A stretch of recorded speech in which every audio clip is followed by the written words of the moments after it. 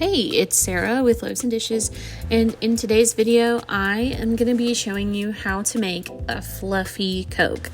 So this is a trend that I have been seeing going around the internet, and it looked delicious, and I had to try it, and it was delicious, so then I had to share it with you all. So basically, we're going to take a little bit of marshmallow fluff. I used, I think, maybe 2 to 3 tablespoons, and I've just got a butter knife, and I am just going to smear the marshmallow fluff around the inside of my glass.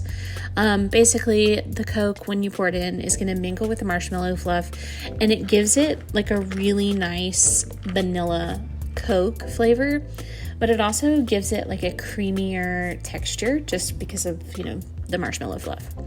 But it's just it's a fun little drink to have. I have really been enjoying adding things to my drinks lately. Like this marshmallow fluff. I've been enjoying making mocktails this summer. It's just nice to have like a fun drink sometimes. And this is a cool way to amp up a classic soda.